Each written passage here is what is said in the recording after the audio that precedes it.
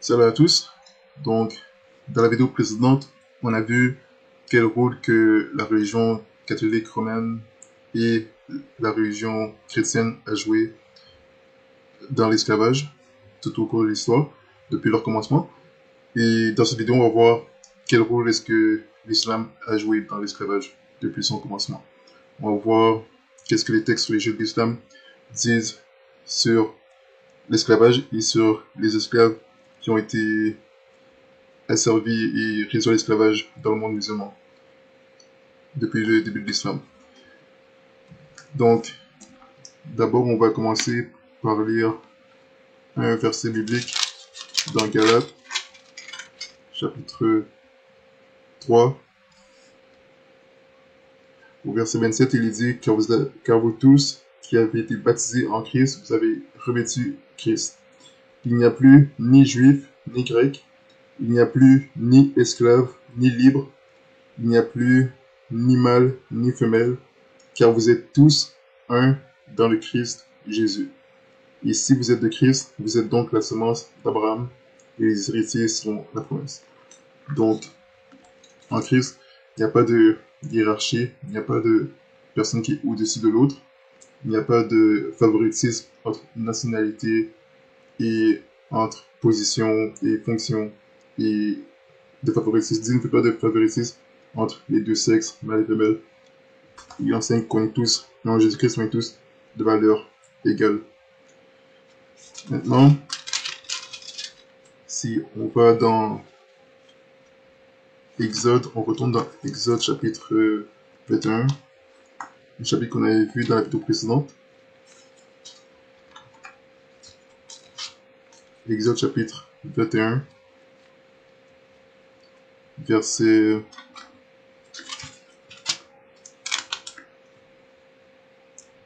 16. Il dit, celui qui dérobe un homme et le vend, et celui entre les mains duquel il est trouvé, sera puni de mort. Donc, voilà un verset où Dieu condamne clairement le fait de réduire quelqu'un à l'esclavage et de le vendre pour de l'argent. Et ça, c'est un chapitre qu'on va relire, parce que c'est un chapitre qui est quand même assez important et qui parle de cela. Si on va maintenant dans Deutéronome, chapitre 24,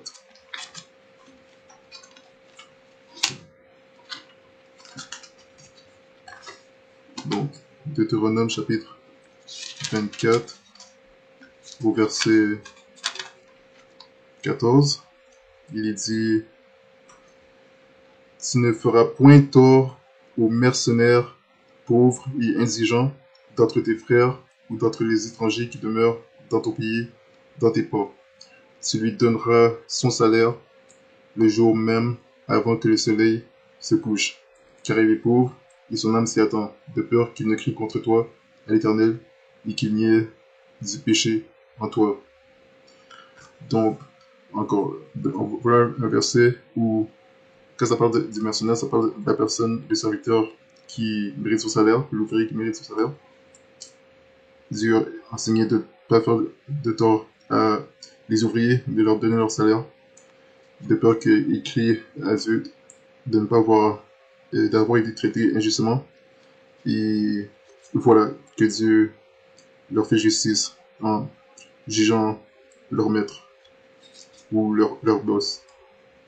Et c'est ce qu'on a vu dans la vidéo précédente, que Dieu encourage et exhorte à travailler et à recevoir un salaire, et exhorter les maîtres à traiter leurs serviteurs avec équité, ce qu'on avait fait dans le Nouveau Testament, et c'est ce qu'on voit toujours dans l'Ancien Testament. Donc c'est ce qu'on voit dans la Bible en fait. Donc, maintenant, allons voir ce qui nous est dit sur l'esclavage dans le monde musulman. Donc il dit, dans l'islam, donc c'est sur Wikipédia, et la raison pourquoi dans ces vidéos on utilise Wikipédia, c'est parce que Wikipédia est politiquement correct, c'est-à-dire que ça va pas vraiment aller vraiment en profondeur dans l'exposition des textes de l'islam, mais ça va quand même en exposer suffisamment. mais pour ne pas vraiment vouloir offenser certaines audiences, ça va pas aller en profondeur dans ces textes, et donc c'est assez politiquement correct, mais malgré cela, ça nous en dit quand même assez beaucoup pour voir si ce qui est dit est fondé sur les textes de l'islam, et voir si c'est des choses que la Bible approuve ou que la Bible réprouve et condamne. Donc, ici, il dit, dans l'islam, c'est une institution, donc, principe de l'islam et esclavage. Dans l'islam, c'est une institution inscrite dans l'ordre du monde et des réalités humaines telles que voulues et créées par Dieu. En référence à la malédiction de Canaan, les Noirs sont censés descendre de Cham selon la table des peuples et étaient réputés voués à être asservis par les descendants de Sem et de Japheth. Cette dévalorisation servit objectivement à légitimer la traite négrière dont les sociétés islamiques avaient besoin. Selon Ibn Khaldoun, les nations nègres sont en règle générale dociles à l'esclavage parce qu'ils ont des attributs tout à fait voisins à ceux d'animaux stupides. Donc, ici on voit que Wikipédia cite un savant musulman qui est très très respecté dans le monde musulman, et Ibn Khaldoun, et on verra d'autres de ses citations dans cette vidéo, parce que en même temps, en voyant ce que l'islam dit par rapport à l'esclavage, on va voir en même temps qu'est-ce que l'islam dit par rapport aux gens des autres nationalités, et en particulier par rapport aux nationalités africaines et éthiopiennes. Et si l'islam, comme la Bible, enseigne que toutes les nations sont de valeur égale aux yeux de Dieu, parce qu'on a vu dans Galates chapitre 3 verset 8, on peut les reverser, où Dieu dit il n'y a plus ni juif ni grec, c'est-à-dire que Dieu ne fait pas de différence entre les nationalités, pour lui toutes les nations sont de valeur égale à ses yeux, il n'y a pas de nationalité qui a plus de valeur qu'une autre nationalité, et donc on va voir si dans l'islam ça enseigne la même chose, parce que beaucoup de musulmans pourraient croire que l'islam enseigne que voilà que toutes les nationalités sont de valeur égale et que les Arabes sont de valeur égale aujourd'hui toutes les nationalités, les Noirs, les Chinois, les Égyptiens et voilà les Africains. Donc on va voir toutes ces choses et on va voir si c'est fondé sur les textes religieux de l'islam. Et on va voir qu'est-ce que la Bible dit par rapport à ça. Donc, continuons. L'esclavage est pratiqué en Arabie pré-islamique comme dans les autres sociétés antiques. Mahomet lui-même a eu des esclaves et le Coran légitime cette pratique, par exemple dans les versets 5 et 6 de la sourate 23 ou encore au verset 24 de la sourate 4 qui autorise les relations sexuelles avec ses esclaves même si elles sont mariées. Pas plus que l'Ancien Testament, le Coran ne condamne l'esclavage, mais considère cette discrimination entre les humains comme conforme à l'ordre des choses établi par Dieu et établit une hiérarchie entre les esclaves musulmans et les autres. Donc là, on voit que c'est une erreur de Wikipédia, parce qu'on vient tout de suite de voir que l'Ancien Testament condamne l'esclavage. Alors là, c'est une grosse erreur, contrairement au Coran, parce que là, selon Wikipédia, le Coran ne condamne pas l'esclavage, alors que la Bible condamne l'esclavage. Dans l'Ancien Testament et dans le Nouveau Testament, la Bible condamne cette pratique et elle a toujours condamné. Donc, continuons.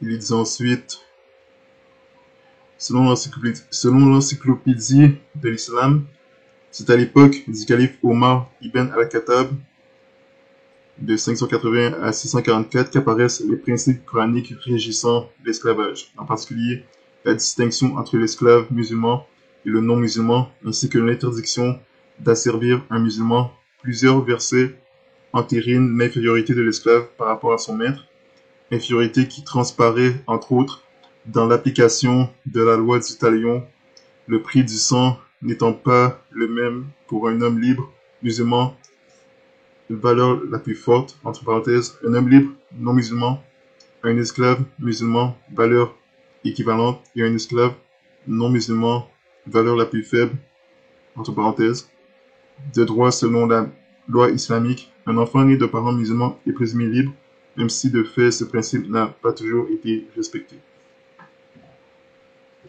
Donc, dans l'islam, il y a des esclaves musulmans, et on va voir des versets du Coran qui le montrent, et ça enseigne que l'homme musulman libre, qui n'est pas un esclave, a plus de valeur que l'esclave non musulman. Donc on va relire ici pour être sûr que c'est bien ça qu'il dit.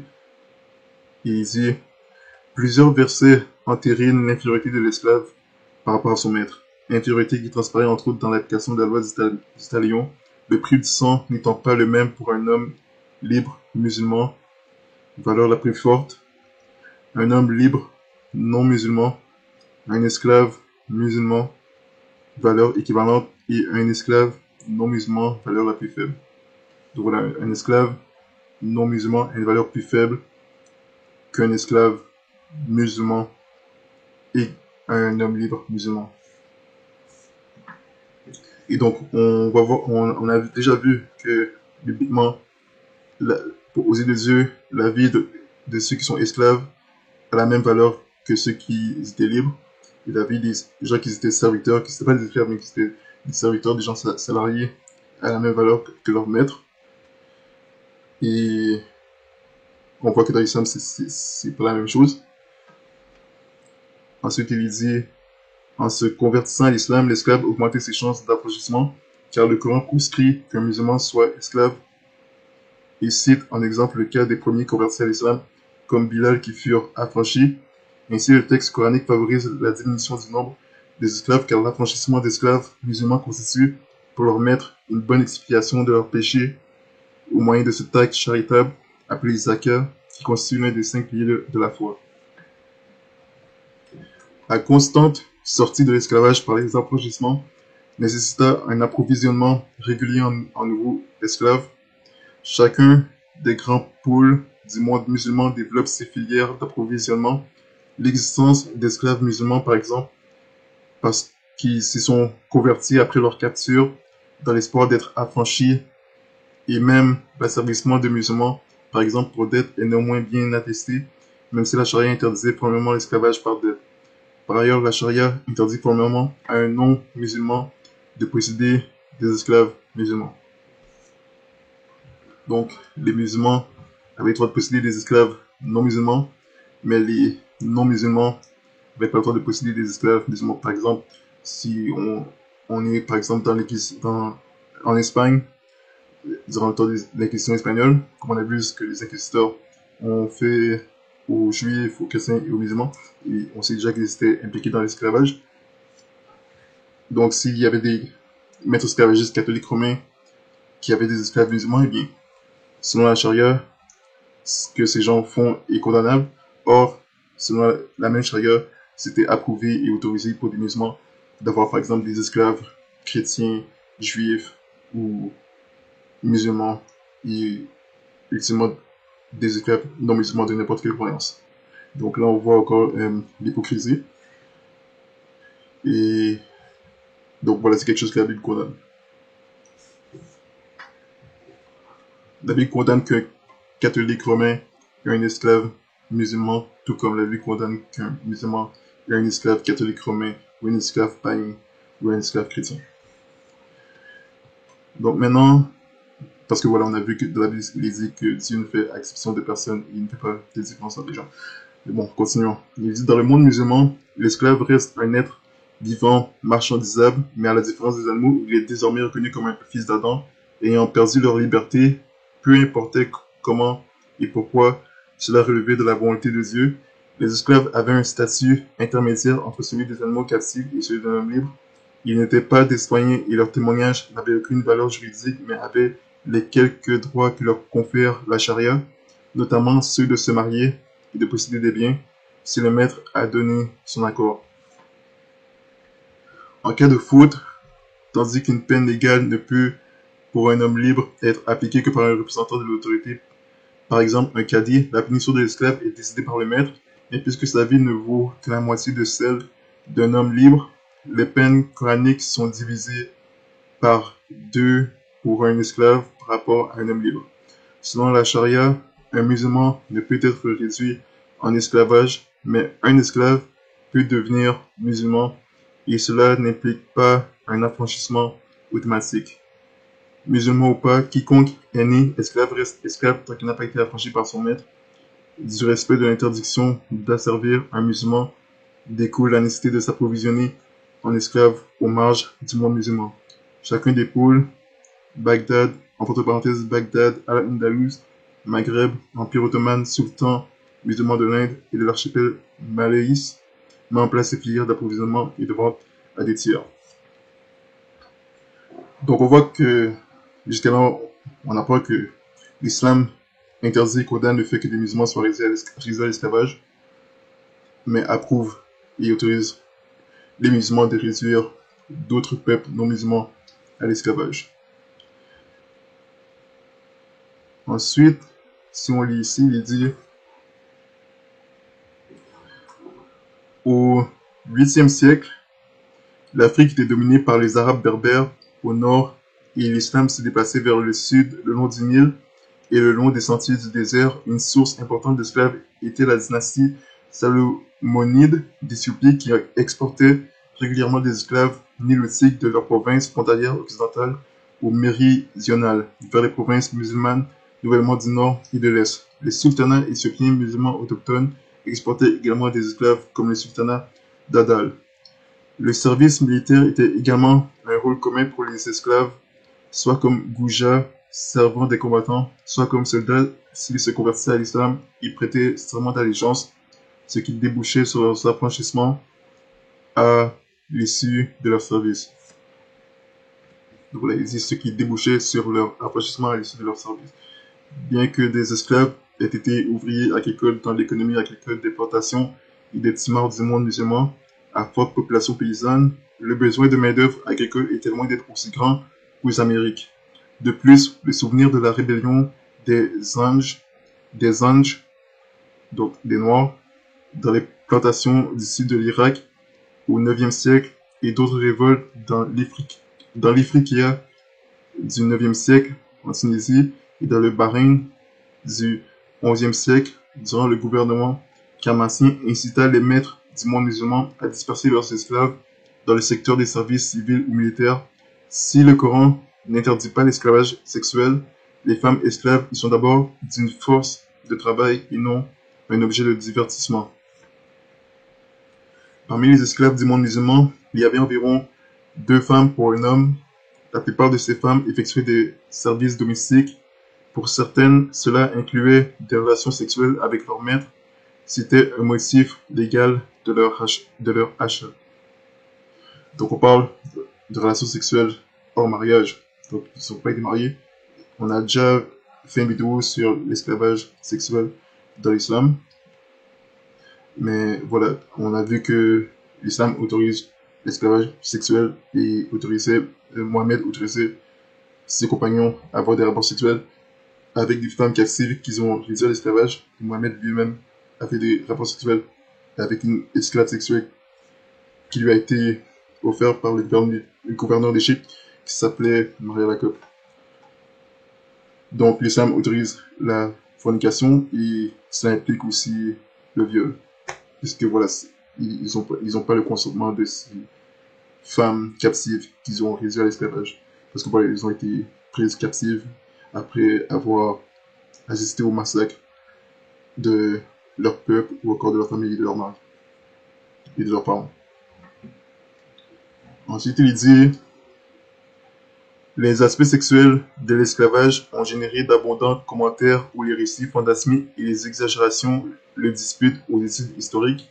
Si le Coran limite l'ampleur de l'esclavage sexuel, notamment en réglementant la prostitution, il ne l'interdit pas. Au contraire, en approuvant explicitement les relations sexuelles entre le maître et l'esclave, quand bien même cette dernière soit l'épouse d'un mari encore en vie. Il existe aussi en milieu chrétien, mais ne trouve aucune justification dans le Nouveau Testament. Donc, c'est quelque chose qui a existé dans le milieu chrétien, c'est-à-dire le milieu catholique chrétien, catholique romain, protestant. C'était pratiqué par les catholiques romains et les protestants qui, comme on a vu, fait aussi partie de la religion catholique romaine. Ils ont pris part à ce genre de choses, à l'esclavage sexuel, mais ils n'avaient aucun verset biblique dans l'Ancien Testament ou dans le Nouveau Testament pour justifier ce qu'ils ont fait, parce que, évidemment, l'Ancien Testament et le Nouveau Testament condamnent l'esclavage sexuel, comme on a vu dans la vidéo précédente.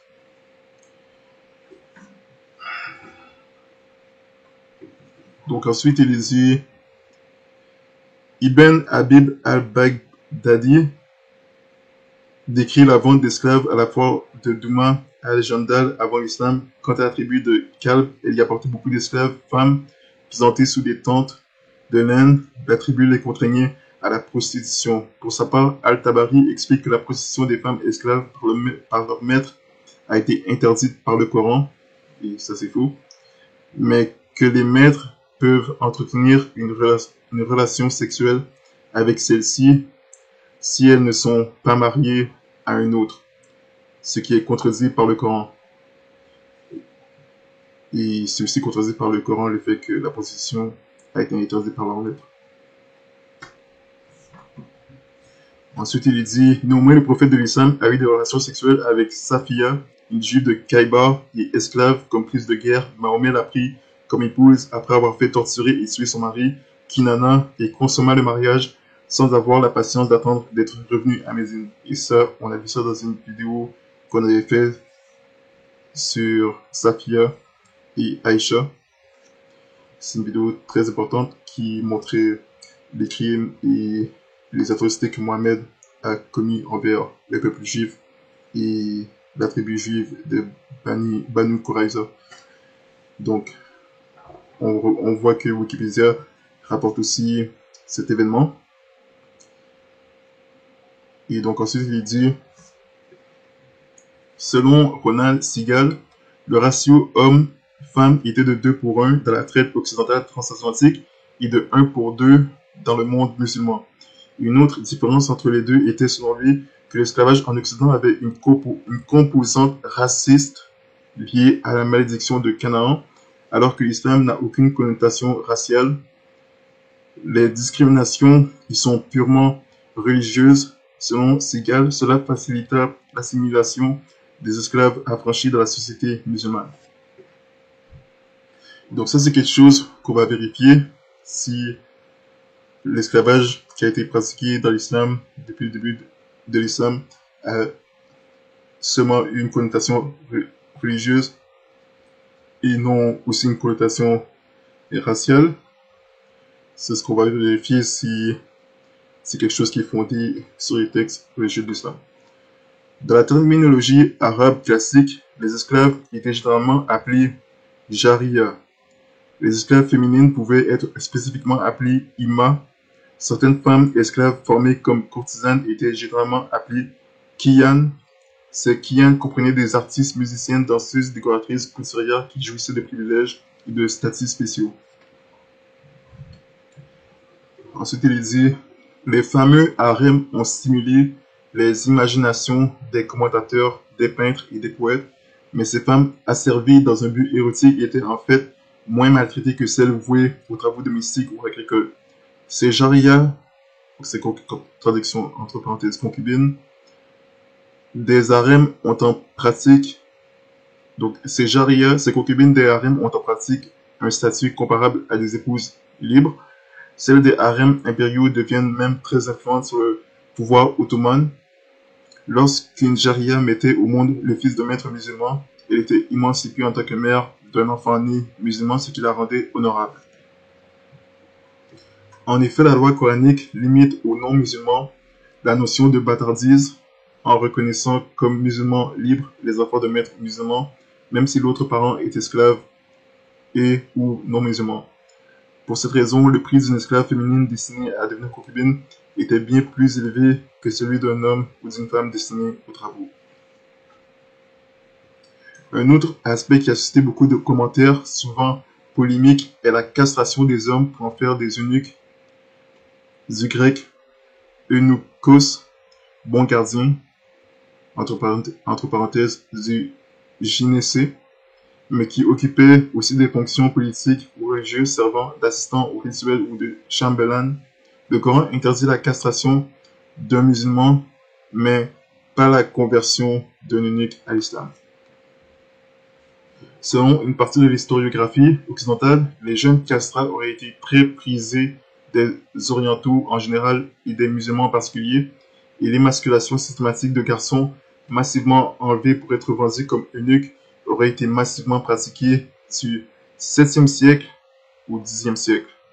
C'est horrible, c'est triste, et c'est une abomination aux yeux de Dieu. La Bible condamne ça sévèrement. Le fait de castrer des esclaves, ou encore de castrer qui que ce soit, c'est de la violence et de la méchanceté selon la Bible. Mahomet avait pour compagnon un ancien esclave originaire d'Éthiopie nommé Bilal, dont il fera le premier muezzin de l'islam, et qu'il avait fait racheter au Mecquois par Abou Bakr pour l'affranchir. Mahomet interdit alors la castration des esclaves, disant qu'il fallait castrer celui qui castrerait son esclave. Donc ça, c'est quelque chose qu'il va falloir vérifier, parce qu'il faut savoir aussi que l'islam, on a déjà vu dans les vidéos précédentes que l'islam est une religion contradictoire, que le Coran il y a dit se contredisent toujours sur plusieurs choses. Donc ça, c'est quelque chose qu'on demande à voir et qui reste à voir et à vérifier.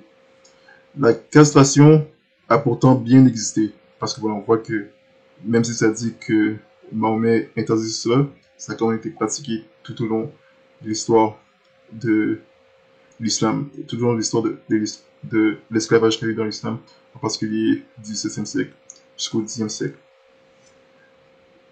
La castration a pourtant bien existé. Pour certains historiens, elle était massive.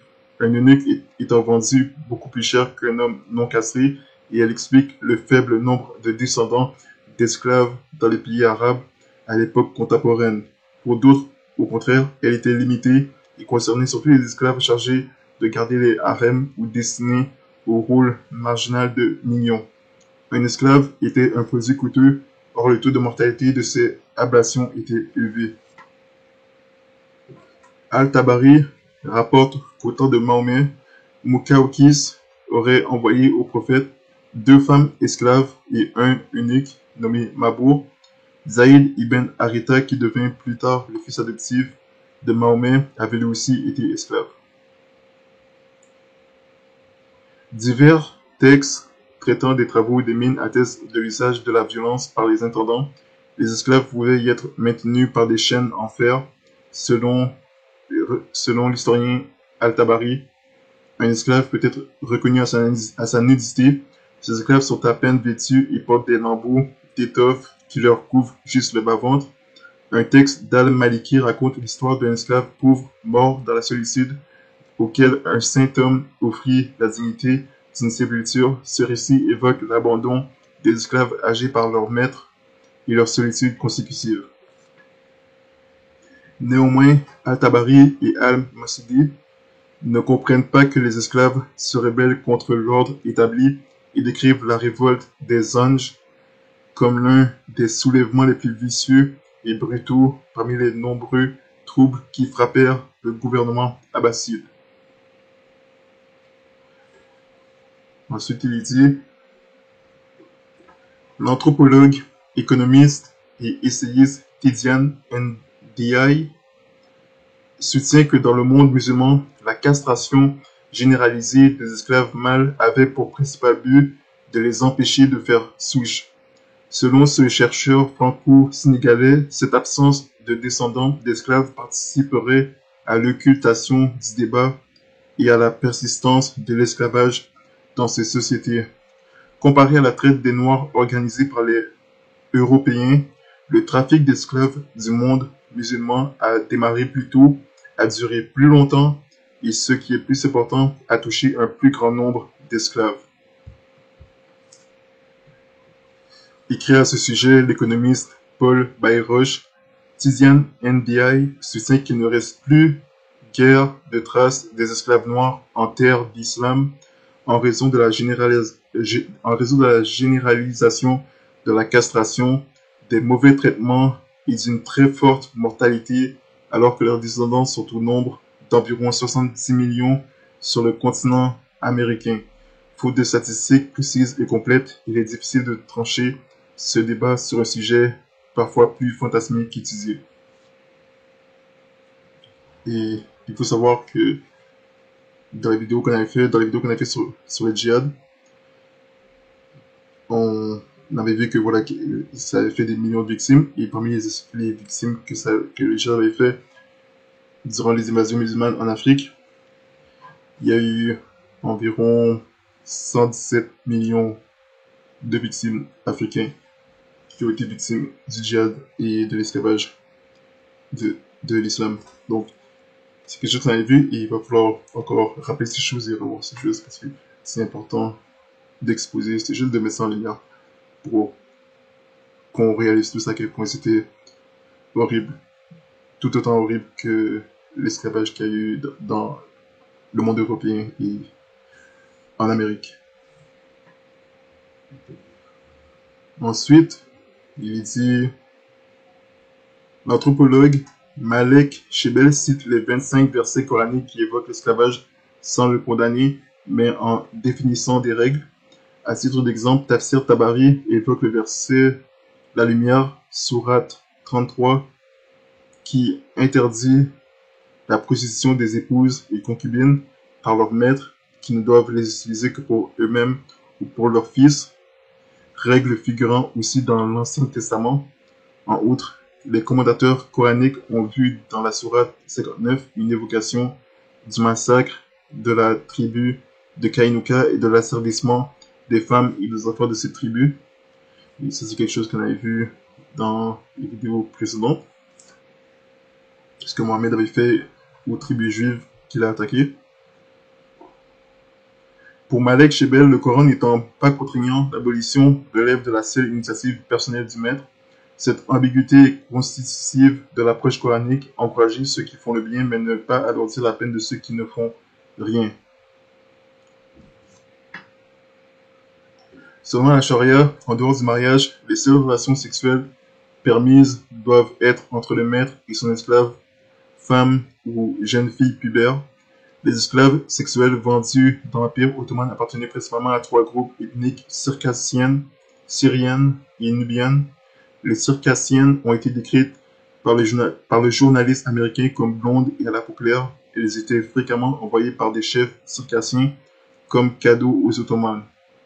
Ces esclaves comptaient parmi les plus chers et les plus populaires auprès des Turcs de l'époque, leur prix atteignant jusqu'à 500 livres turcs. Ici, on lit ce qu'il nous est dit ici.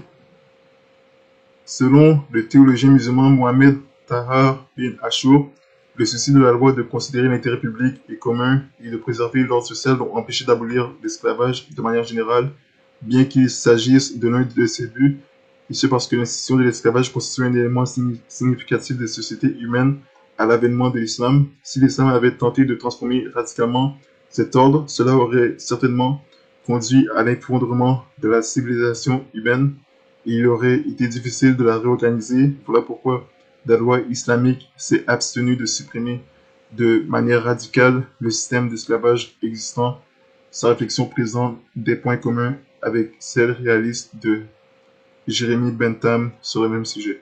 Donc ça, c'est les raisons que ce théologien musulman donne pour expliquer pourquoi l'islam n'a pas interdit l'esclavage et que Mohamed et les musulmans n'avaient pas interdit l'esclavage. Ça aurait provoqué, selon lui, l'effondrement de la société, des sociétés humaines de l'époque. Et ici, il est dit, Bernard Louis s'écrit, dans l'un des tristes paradoxes de l'histoire humaine, ce sont les réformes humanitaires apportées par l'islam qui ont abouti à un vaste développement de la traite des esclaves à l'intérieur et plus encore à l'extérieur de l'empire islamique. Louis note que les injonctions islamiques contre l'asservissement des musulmans conduisirent ces derniers à raser massivement des captifs parmi les non-musulmans, et selon Patrick Manning, il en fut de même chez les chrétiens. En reconnaissant et en codifiant l'esclavage, les religions abrahamiques ont en fait protégé et étendu son usage. Une fois captifs, la plupart des esclaves adoptaient la religion de leur maître dans l'espoir d'être affranchis, et leurs affranchissements rendaient nécessaire l'importation de nouveaux esclaves. Lewis écrit: les polythéistes considérés idolâtres étaient avant tout des sources d'esclaves à importer dans le monde islamique et à modeler à la manière de l'islam, et puisqu'ils ne possédaient aucune religion qui valait la peine d'être mentionnée comme des recrues naturelles de l'islam. Au sujet des relations entre religion et esclavage, Patrick Manning et Murray Gordon notent que les propagateurs de l'islam et du christianisme en Afrique ont souvent eu une attitude prudente à l'égard du prosélytisme parce que l'abandon des religions traditionnelles africaines réduisait leur réservoir potentiel d'esclaves. Donc on voit que ces gens-là disent que ces théologiens disent que voilà, les musulmans et les chrétiens ont utilisé son service d'esclavage pour faire du prosélytisme. Et évidemment, on a déjà vu que quand ça parle des chrétiens, ça parle des catholiques romains. Les catholiques romains et les musulmans, deux religions de Caïn, se sont servis de l'esclavage pour recruter des prosélytes, faire des prosélytes. Et qu'est-ce que la Bible dit par rapport à ça? Si on va dans Matthieu chapitre 23, la Bible parle de gens qui sont prêts à tout pour faire des prosélytes et en faire des monstres. Parce que une religion qui a besoin de réduire déjà l'esclavage pour amener ces gens à suivre leur religion, c'est pas une religion qui vient de Dieu, et c'est encore quelque chose que la Bible condamne. Matthieu chapitre 23, verset 15, il dit: malheur à vous, scribes et pharisiens hypocrites, car vous parcourez la mer et la terre pour faire un prosélyte, et quand il est devenu, vous en faites un enfant de l'enfer 2 fois plus que vous-même. Donc voilà, Jésus condamne le fait que ces hommes religieux parcouraient mer et terre pour faire seulement un prosélyte, et dans le but d'en faire un fils de l'enfer plus, 2 fois plus qu'eux-mêmes. Parce que ces pharisiens et scribes religieux avaient déjà atteint ce point de non-retour où c'est au point qu'il n'y avait plus de salut pour eux, ils sont devenus des enfants du diable, et ce qu'ils veulent faire maintenant, c'est qu'ils veulent recruter d'autres personnes pour en faire des enfants du diable comme eux-mêmes. Et donc, eux-mêmes, ils sont dans des sectes diaboliques du judaïsme, et ils veulent recruter d'autres personnes pour en faire des gens qui leur ressemblent et des enfants du diable comme eux-mêmes. Donc, c'est ce que la religion catholique a fait, et c'est ce que l'islam a fait tout au cours de l'histoire. Maintenant,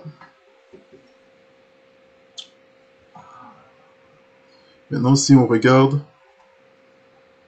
qu'est-ce qu'il dit sur l'abolition de l'esclavage dans le monde musulman, il dit: historiquement, l'islam, comme les autres religions, a hérité de l'institution de l'esclavage et a contribué à le réglementer sans l'abolir. Et donc, ça dit toujours l'islam comme les autres religions, et donc on comprend que ça parle toujours de l'islam et de la religion catholique, parce que la religion catholique et l'islam sont deux religions qui se ressemblent.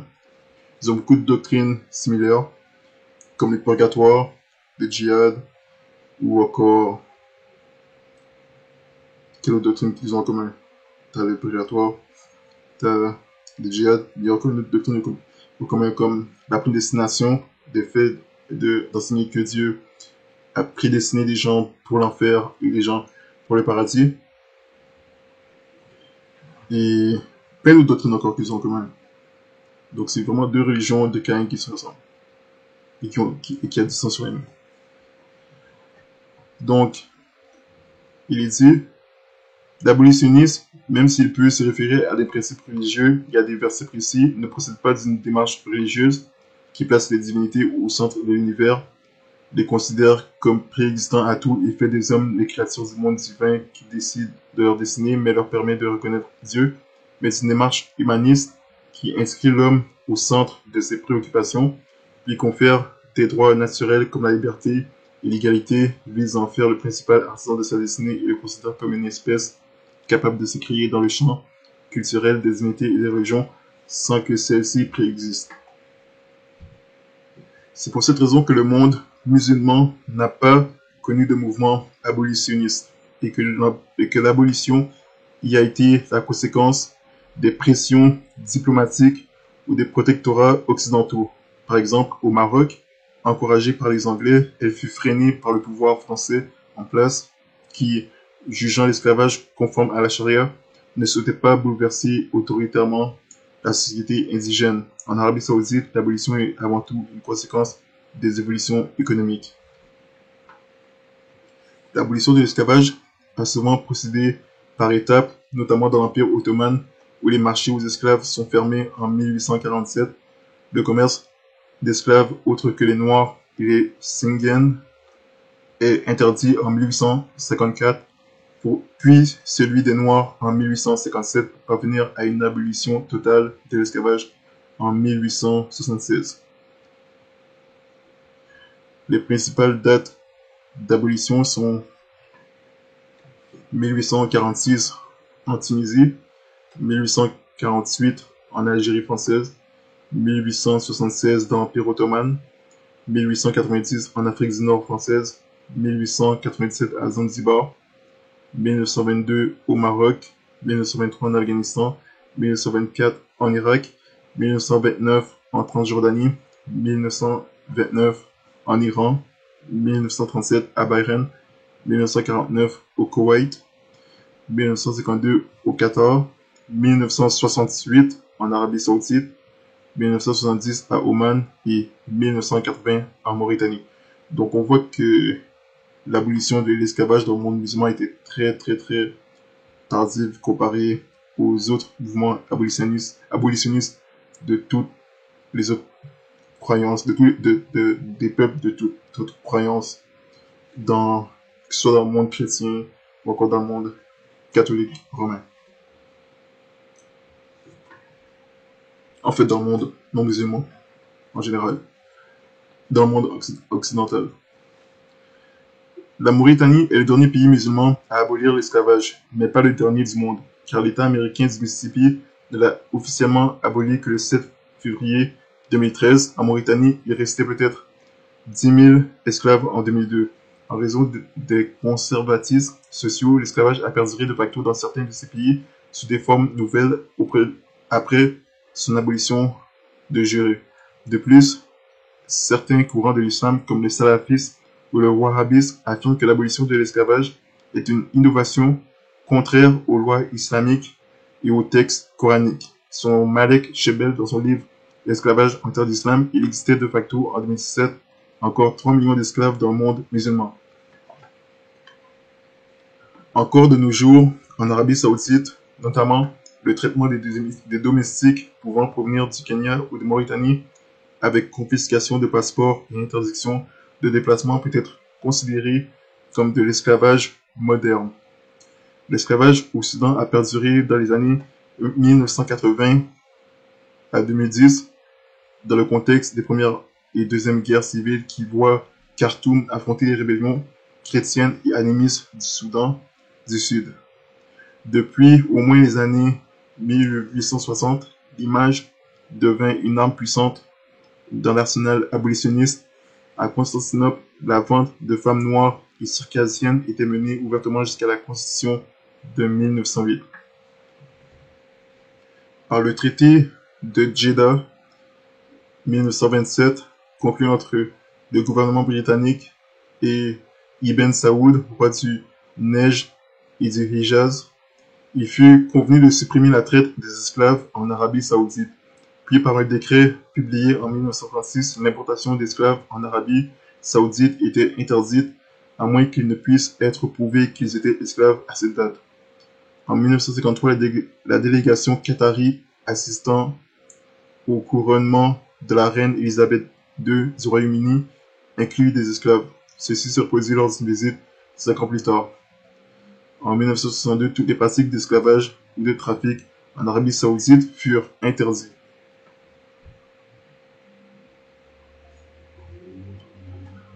En 1969, on observe que la plupart des États musulmans avaient aboli l'esclavage alors qu'il existait dans les déserts d'Irak, à la frontière de l'Arabie, et qu'il prospérait toujours en Arabie Saoudite, au Yémen et à Oman.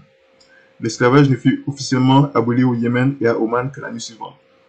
La dernière nation musulmane à avoir officiellement aboli la pratique de l'esclavage et du trafic d'esclaves a été la République islamique de Mauritanie en 1981.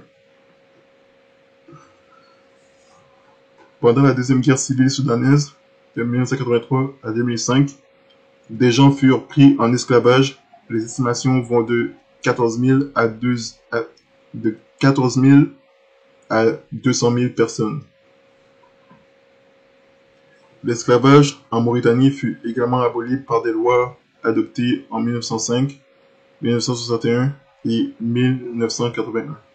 Il fut ensuite criminalisé par une loi d'août 2007.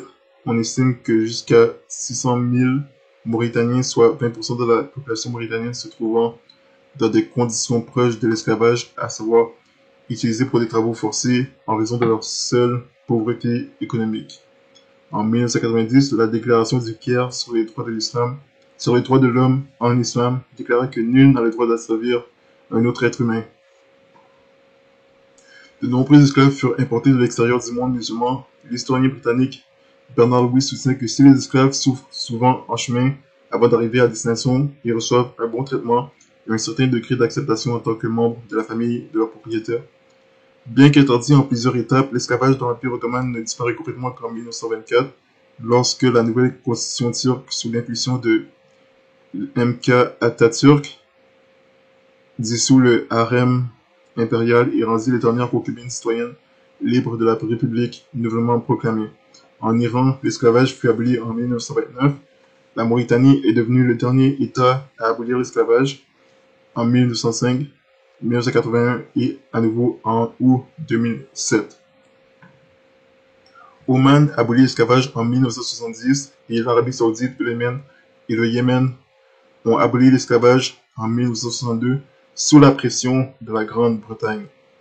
Cependant, l'esclavage revendiquant la sanction de l'islam est actuellement en vigueur dans les pays à prédominance islamique du Sahel et est également pratiqué dans les territoires contrôlés par des groupes rebelles islamistes. Il est également pratiqué dans des pays comme la Libye et la Mauritanie, bien qu'interdit. Donc, voilà, on a vu beaucoup de choses. Et ça, c'est seulement Wikipédia. C'est juste Wikipédia. Wikipédia est vraiment est approprié d'être politiquement correct. Wikipédia est politiquement correct. Ça va pas ramener vraiment des sources qui peuvent vraiment offenser certaines audiences du monde musulman, alors que d'autres personnes, comme si on peut voir par exemple Wiki Islam, qui est un ancien musulman, qui lui va ramener plusieurs sources et plusieurs textes qui va mettre en lumière le fait que voilà, que c'est quelque chose qui n'a jamais été interdit dans l'islam, mais qui a été approuvé. C'est ce qu'on va regarder, parce que c'est important que les gens soient informés par ces choses. Mais Wikipédia en dit suffisamment, et on apprend beaucoup de choses juste en lisant Wikipédia. Et donc, on voit que voilà, l'islam est l'une des dernières religions à s'être à avoir condamné l'esclavage. Mais bien que en fait on va voir qu'en fait elle approuve l'esclavage. Elle n'a jamais les autorités religieuses de l'islam. Certaines autorités religieuses de l'islam moderne se sont levées pour condamner l'esclavage, parce que c'était plus dans leur intérêt de condamner l'esclavage. On a vu qu'il a dit que voilà, ils ont eu cette pression des Nations Unies, ils ont eu cette pression de la Grande-Bretagne, l'Arabie Saoudite a eu cette pression de la Grande-Bretagne d'interdire l'esclavage et d'arrêter cette pratique. Et donc, ce n'est pas à cause que voilà, qu'ils ont vu que c'est quelque chose qui était interdit par leur texte religieux, mais c'est à cause que c'est les nations qui leur ont mis cette pression d'interdire cette pratique, ce système qui a été qui a été comment dire, c'est quoi le mot? En tout cas, qui a été établi par Mohamed et ses compagnons, parce qu'on a vu que Mohamed et ses armées ont asservi des Juifs, qui ont réduit des Juifs à l'esclavage, et que les autres armées musulmanes qui ont envahi toutes ces terres non musulmanes ont réduit des populations entières à l'esclavage, que ce soit en Afrique ou encore en Inde. Donc, non, historiquement, l'islam n'a rien fait pour, pour éliminer l'esclavage, mais n'a fait qu'agrandir l'esclavage dans le monde et faire beaucoup plus d'esclaves dans le monde, en particulier en Afrique et en Inde. Beaucoup plus que le monde musulman a fait beaucoup plus d'esclaves que le monde européen et le monde en Amérique. Et le monde catholique romain. Bien que la religion catholique romaine existait déjà avant l'islam, l'islam a encore plus ravagé des populations par l'esclavage que la religion catholique romaine. Donc, maintenant, si on voit qu'est-ce que certains versets disent par rapport à l'esclavage, donc, si on voit par exemple dans le Coran, qu'est-ce que ça dit par rapport à l'esclavage, par exemple, qu'il y a eu en Égypte avec Pharaon? Ça dit dans la sourate 26, au verset... Si on commence au verset 21, il dit... Je me suis donc enfui de vous quand j'ai eu peur de vous, puis mon Seigneur m'a donné la sagesse et m'a désigné parmi ses messagers. Est-ce cela un bienfait de ta part que tu me rappelles avec reproche alors que tu as asservi les enfants d'Israël? Et qu'est-ce que le Seigneur de l'univers a dit, Pharaon? Donc, ici, on voit que, voilà, quand l'islam rapporte sa version de l'histoire de Moïse en Égypte, qui comprend Pharaon, eh bien, on voit que Moïse, qui selon l'islam est un messager de Dieu, condamne le fait que, reproche, met en lumière le fait que c'est mal de Pharaon, du Pharaon d'Égypte d'avoir asservi, réduit à l'esclavage les enfants d'Israël. Donc, déjà, vu, rien qu'en regardant ce verset, ça montre, ça porte déjà l'esclavage comme quelque chose de négatif, selon l'auteur du Coran, selon le Dieu de l'islam. Parce que, voilà, le Dieu de l'islam condamne toujours Pharaon comme étant un homme corrompu, un méchant, tyran, abominable, pécheur. Eh bien, on voit que l'une des raisons pourquoi ça dit ça, selon l'auteur du Coran, est parce qu'il a asservi les enfants d'Israël et que, voilà, il était aussi un homme corrompu, comme on voit dans plusieurs versets. Il dit au verset, si on regarde au verset 29, il dit, si tu adoptes, dit Pharaon, une autre divinité que moi, je te mettrai parmi les prisonniers. Et donc, on voit qu'il était aussi quelqu'un qui se prenait pour un dieu, même dans la version du Coran de cette histoire, il se prenait pour un dieu, et voilà, il n'avait aucune crainte de Dieu, et il était un maître esclavagiste parce qu'il a asservi les enfants d'Israël. Maintenant, si on va dans la sourate 4,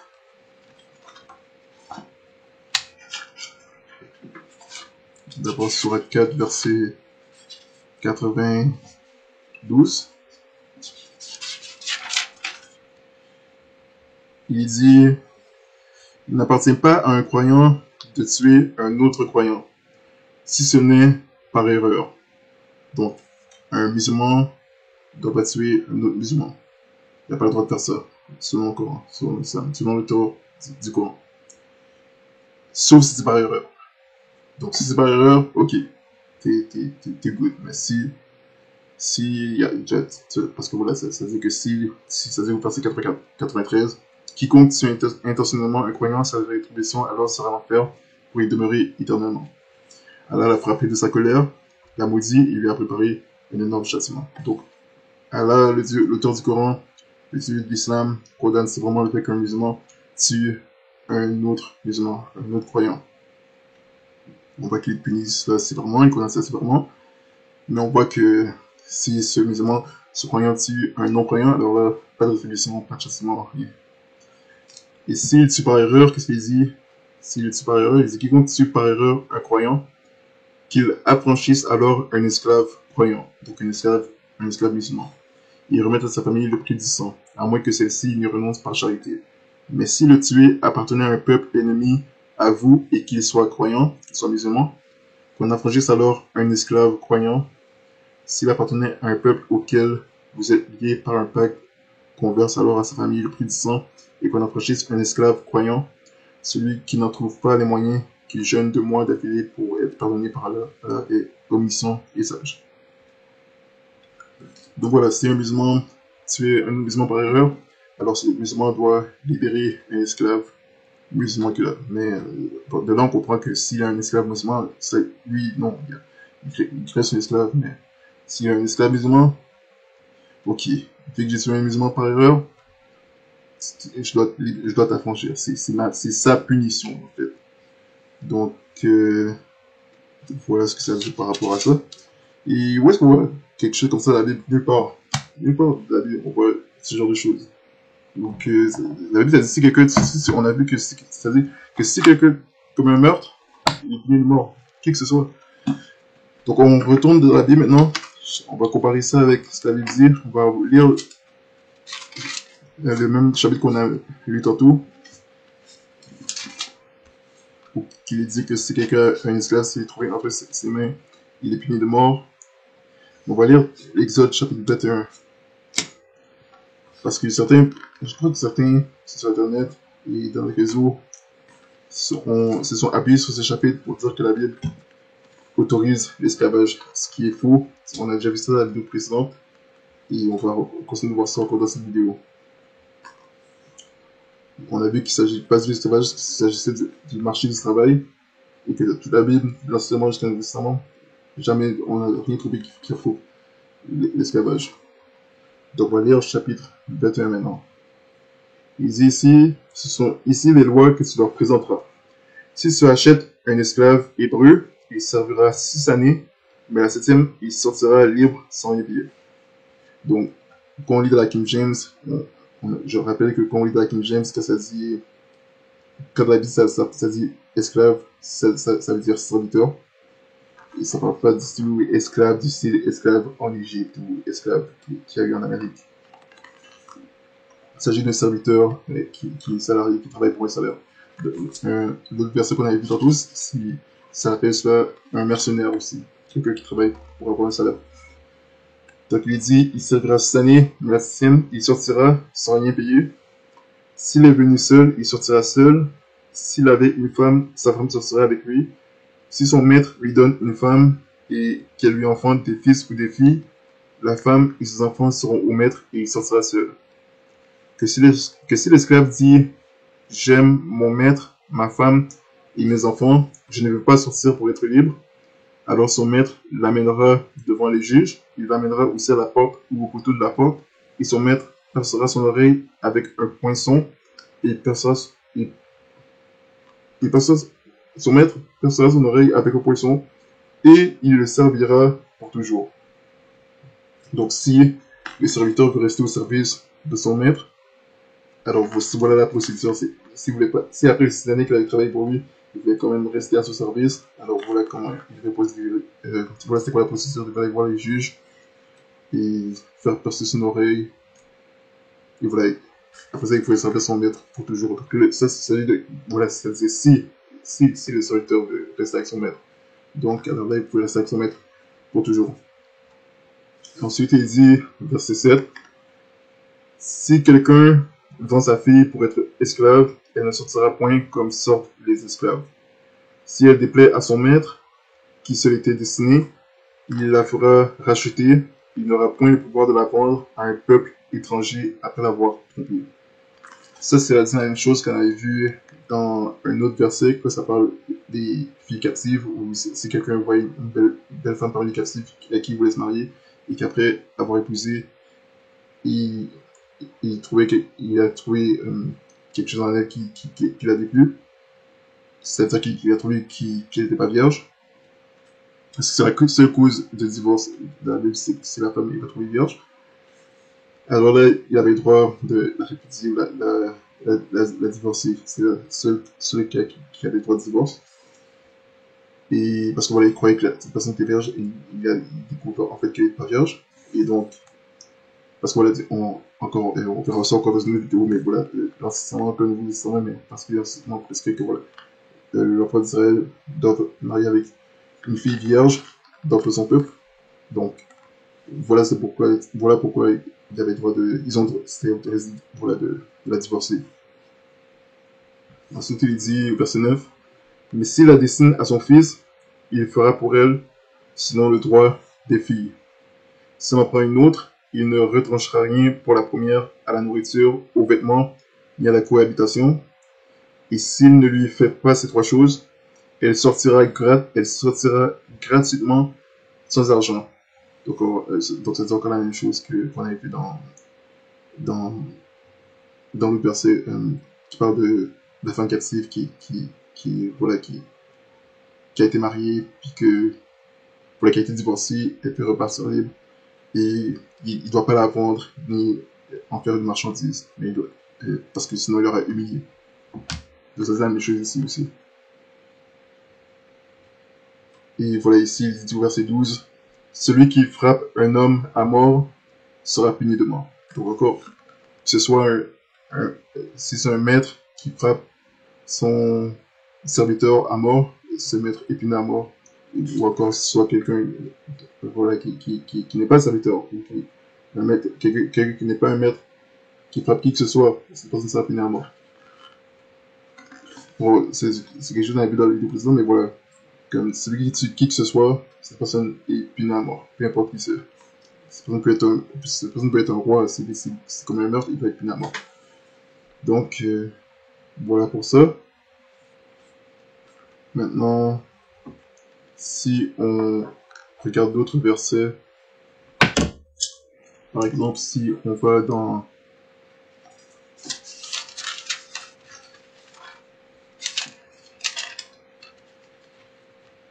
ce qu'on avait vu de Deutéronome,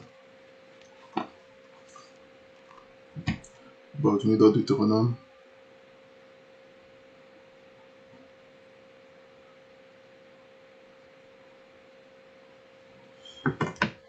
Deutéronome 24.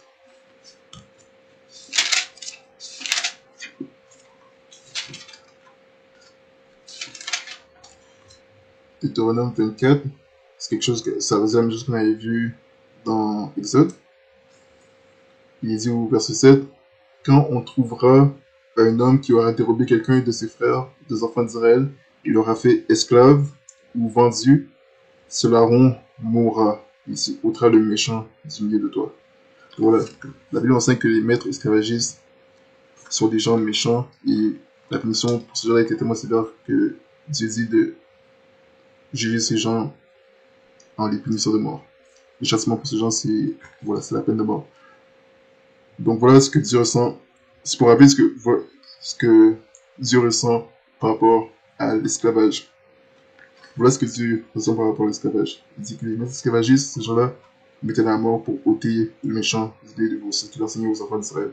C'est comme ça que ça se passait parmi le peuple d'Israël. Pour encore réfuter ce qui était rapporté dans Wikipédia, où ça disait toujours que voilà, que dans l'islam, ça essaie de faire ce qu'il y a dans l'Ancien Testament, alors que dans l'islam, ce qui a été fait dans le monde musulman a rien à voir avec ce qui est fait dans l'Ancien Testament. Absolument rien à voir. L'Ancien Testament condamne l'esclavage qu'il y a eu dans l'histoire de l'islam. Donc, continuons. On va encore lire ce qui nous est dit sur l'esclavage. On va voir le traitement des esclaves. C'est quelque chose qu'on n'avait pas vu dans la vidéo précédente, mais on va voir ça rapidement. Quel était le traitement que les esclaves ont subi? On a vu dans le monde musulman qu'ils ont été castrés. Et ça, c'est horrible, c'est de la méchanceté.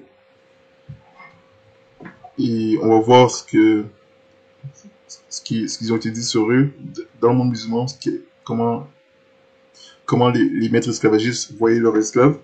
Les maîtres esclavagistes musulmans, comment est-ce qu'ils voyaient leurs esclaves.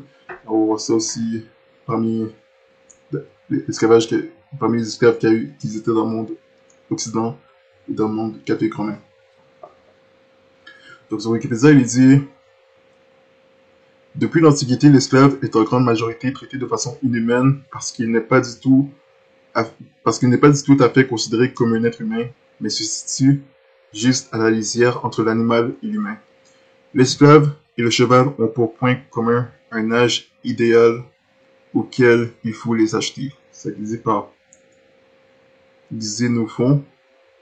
Xénophon est un historien et philosophe et chef militaire de la Grèce antique, né à Athènes vers 430 avant Jésus-Christ et est mort vers 355 avant Jésus-Christ. Donc ça c'était une citation c'est une parole rapportée de Xénophon. Ensuite il y a Varron. Varron qui est un écrivain et savant magistrat romain, né à Réate en Sabine en 116 avant Jésus-Christ et mort en 27 avant Jésus-Christ. Il a dit: on divise le matériel en 3 catégories. Le matériel vocal qui comprend les esclaves, le semi-vocal qui comprend les bœufs, le muet qui comprend les chariots. Ensuite, il y a Plutarque qui a dit: les coups ou les mauvais traitements ne sont bons que pour les esclaves et non les hommes libres. Plutarque, qui est un philosophe, biographe, moraliste, polygraphe et penseur majeur de la Rome antique grecque d'origine, il est considéré comme un médio-platoniste et est né vers 44 à Chéronée en Béotie et mort vers 125. Donc c'est ce que Plutarque a dit. Ensuite, si on voit ce que Quintilien a dit, Quintilien est un rhéteur et pédagogue latin du 1er siècle après Jésus-Christ et l'auteur d'un important manuel de rhétorique, l'institution oratoire dont l'influence sur l'art oratoire se prolongea pendant des siècles. Donc Quintilien a dit: quant à frapper les élèves, c'est une pratique honteuse et faite pour les esclaves, et ce qu'on accordera s'il s'agissait d'un autre âge vraiment injurieuse. Tous ces gens voient aucun problème au fait de frapper des esclaves, alors que la Bible condamne cela. Surtout si l'esclave meurt. Si plus tard, soit l'esclave ou les serviteurs, mais aussi l'esclave. Si plus tard, pour autant que les colons en tiennent compte, le Code noir de 1685 appliqué dans l'économie française impose une évangélisation catholique des esclaves, il ne leur accorde aucune personnalité politique et juridique, il n'oublie pas de réglementer les peines corporelles à leur infliger allant du fouet au marquage au fer rouge, à la mutilation, oreilles, nez, mains, jambes et jusqu'à la peine de mort. Selon Victor Schœlcher, un esclave était soldé au bout de 3 années de travail. Après cela, il pouvait mourir de besoin ou sous les coups. C'est horrible, c'est la méchanceté, c'est abominable. Donc voilà les choses qui étaient approuvées. Et c'était des choses que l'économie française faisait. Et ils imposaient une évangélisation catholique. Donc ils imposaient leur religion catholique romaine aux esclaves. Ils voulaient forcer les esclaves à accepter la religion catholique romaine, à se convertir à la religion catholique romaine par la force et par la torture et par l'esclavage.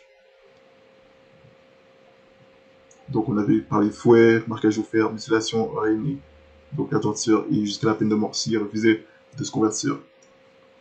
Ou encore peut-être même si c'était des mauvais esclaves pour eux. Donc c'est de la méchanceté. Donc là on voit la méchanceté de la religion catholique romaine encore.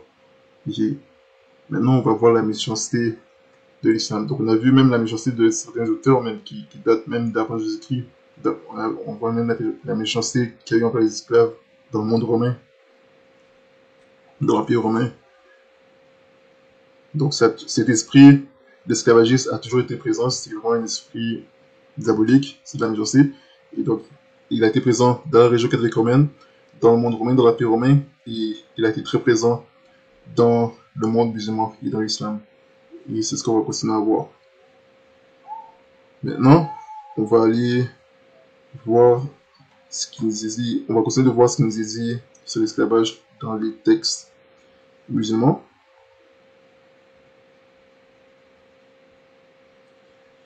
Mais rapidement, si on revoit ce qui nous est dit ici, par rapport à l'esclavage qui a eu dans le monde musulman depuis le début de l'islam, il dit ici, voilà, donc si on recherche l'esclavage dans le monde musulman, il dit l'esclavage a été une institution présente dans de nombreuses sociétés à travers l'histoire, y compris dans les sociétés musulmanes dès les premiers siècles de l'islam. Il est important de noter que l'esclavage dans le monde musulman a évolué au fil du temps et a pris différentes formes, influencées par des facteurs culturels, économiques et religieux. Voici une vue d'ensemble de l'esclavage dans le monde musulman depuis le début de l'islam. L'islam est apparu au 7e siècle et le Coran ainsi que les hadiths, les paroles et actions du prophète Mahomet font référence à l'esclavage. Cependant, bien que l'esclavage n'ait pas été aboli par l'islam, il a été encadré de manière à adoucir les conditions des esclaves et encourager leur libération. Par exemple, le Coran encourage la libération des esclaves comme un acte de charité et de dévotion envers Dieu. Il y a plusieurs versets qui indiquent que libérer un esclave peut expier des péchés. Même si on a déjà compris dans cette chaîne, on a déjà enseigné plusieurs fois et rappelé plusieurs fois que le salut n'est pas par les œuvres. Donc, un musulman qui libère un esclave, c'est bien qu'il libère son esclave, mais à la fin de la journée, ça fait pas de lui un signe, ça fait pas de lui une bonne personne. Il est toujours quelqu'un qui est dans l'erreur, dans l'hérésie, qui se dirige en enfer, donc ça expie pas ses péchés non plus. Le seul moyen pour les musulmans d'avoir leurs péchés expiés, c'est qu'ils rejettent l'islam pour placer leur foi en Jésus-Christ pour avoir pardonné les péchés, parce que Jésus-Christ est le seul à pouvoir pardonner leurs péchés. S'ils continuent de suivre Mohammed, tous leurs péchés restent sur eux et ils vont se retrouver à la perdition s'ils meurent dans l'islam. Donc, droit des esclaves. L'islam a amélioré les conditions des esclaves par rapport à certaines pratiques antérieures. Les esclaves ne pouvaient pas être maltraités, ils devaient être nourris, logés et traités humainement. Cependant, l'esclavage a continué à être pratiqué dans le monde musulman pendant plusieurs siècles car le Coran n'a pas explicitement interdit cette institution. Les différentes formes d'esclavage. L'esclavage dans le monde musulman a pris diverses formes au fil des siècles avec des différences régionales et temporelles notables. Les esclaves de guerre. Beaucoup d'esclaves étaient capturés lors de guerres et de batailles. Ces esclaves étaient souvent des prisonniers de guerre, qu'il s'agisse de combattants ennemis ou de populations capturées pendant les campagnes de conquête islamique. Donc voilà ce qu'on a dit précédemment, que la plupart de ces esclaves qu'il y a eu dans le monde musulman étaient des gens qui ont été asservis, qui ont été réduits à l'esclavage par les envahisseurs musulmans et les djihadistes et voilà les moudjahidines. Ils ont réduit à l'esclavage par la force et ça ne pouvait peut-être parce que ces gens-là ont refusé de se convertir à l'islam. Donc, ces populations, que ce soit chrétiennes, catholiques, africaines, indiennes, toutes ces populations qui sont opposées à l'islam, qui ont refusé de se convertir à l'islam, ils ont été réduits à l'esclavage par la force. Et la raison pourquoi ils ont été réduits à l'esclavage par la force, c'est toujours encore dans le but de les inciter à renoncer à leur foi, à leur croyance pour accepter l'islam. Par la contrainte, par la torture, par la maltraitance, l'humiliation. Et aussi pour les amener, les conditionner à croire que, voilà, être musulman est beaucoup plus bénéfique pour eux que de rester dans leur religion de laquelle ils sont. Et qu'en étant musulmans, ils vont bénéficier de privilèges qu'ils n'ont pas dans la religion de laquelle ils sont, que ce soit la religion chrétienne, la religion catholique ou religion indienne, hindoue ou bouddhiste ou autre. Alors qu'on a déjà vu dans cette chaîne, dans la vidéo qu'on a fait sur l'islam, qu'il y a zéro bénéfice à devenir musulman, à part finir en enfer. Donc, il dit ensuite, les esclaves domestiques, nombreux étaient ceux qui travaillent dans les foyers servant... Nombreux étaient ceux qui travaillaient dans les foyers servant dans les cuisines, les harems ou comme concubines ou assistants personnels des élites.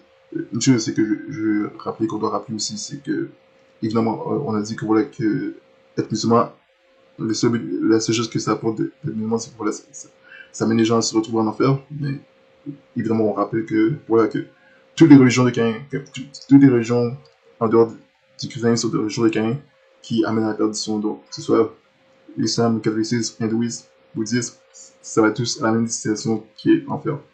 Mais l'islam amène à l'enfer de manière beaucoup plus évidente. Ça veut dire que l'islam s'en cache pas que ça amène les musulmans à l'enfer.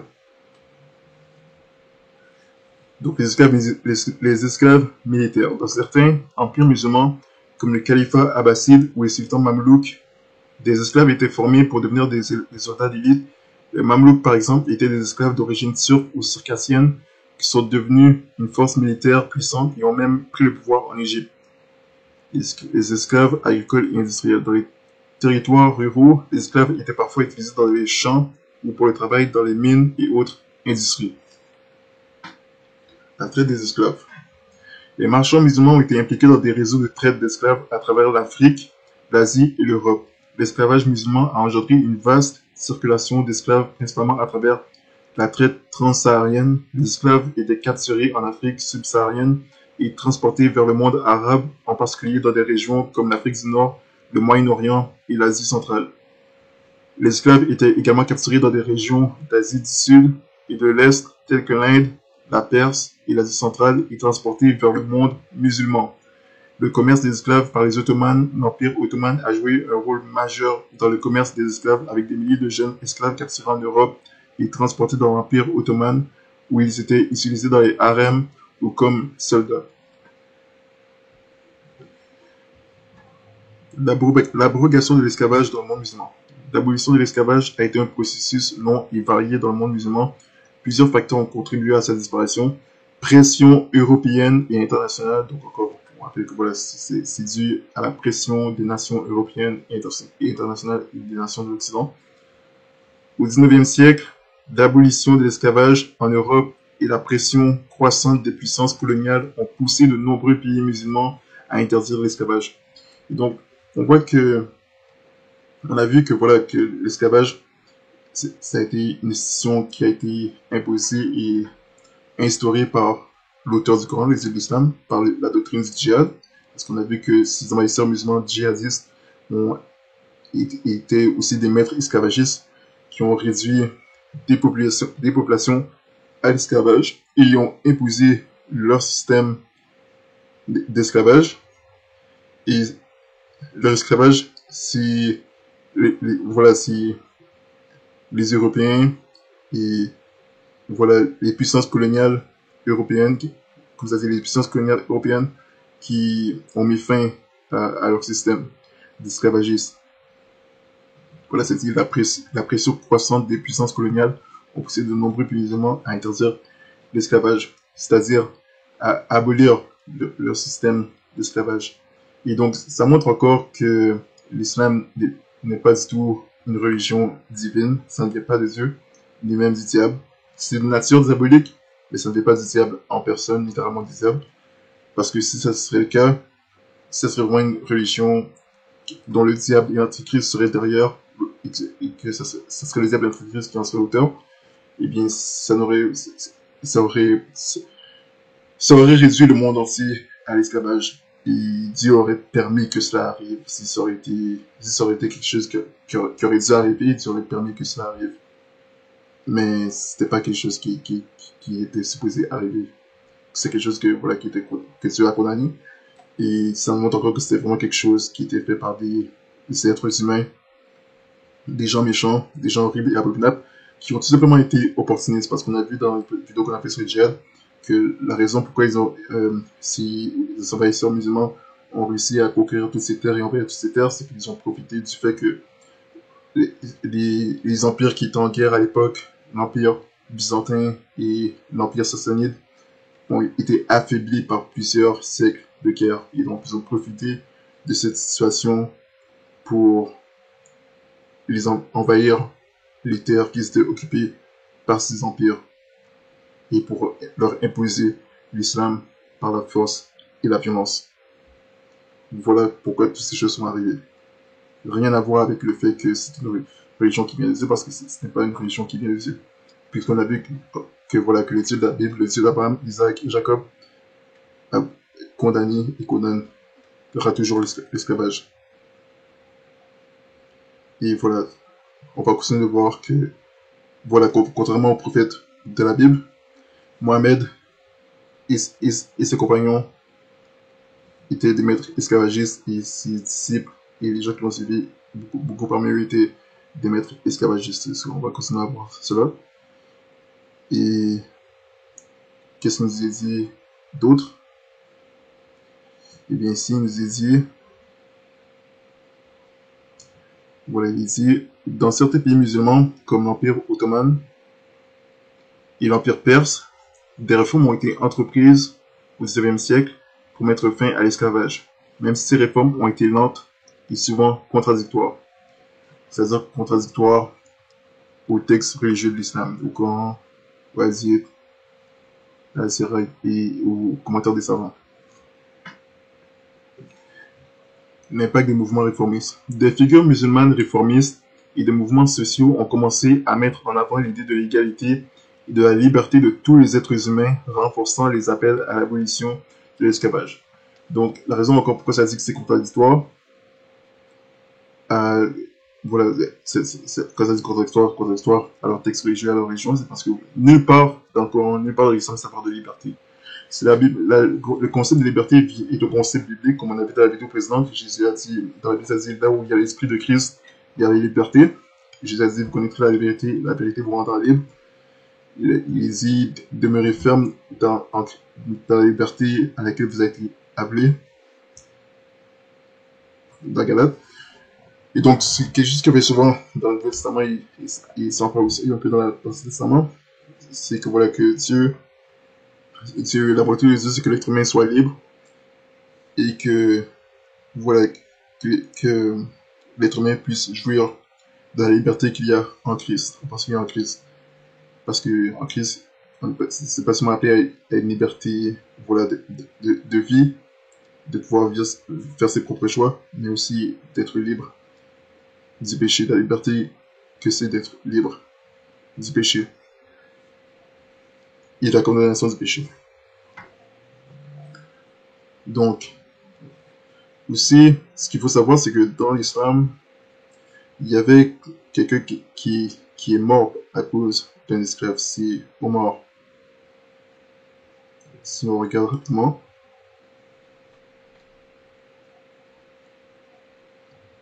parce qu'on a vu que tantôt ça parlait de Omar ibn al-Khattab, et ce qu'il faut savoir, c'est qu'il est mort, il a été assassiné par un esclave. Il dit ici, par rapport à Omar ibn al-Khattab, il dit, Omar ibn al-Khattab, un des compagnons les plus proches du prophète Mohammed, a été assassiné en 144 lors de son califat. Sa mort a eu lieu à Médine alors qu'il était en train de diriger la prière du matin à la mosquée. Un esclave persan nommé Abu Louloua ou Firouz l'a poignardé à plusieurs reprises avec un couteau empoisonné.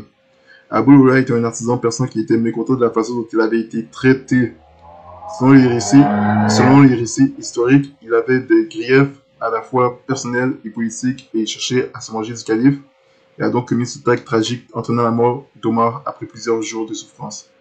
La mort d'Omar a été un moment de grande perte pour la communauté musulmane car il était un dirigeant respecté pour sa justice, sa piété et son dévouement à l'islam.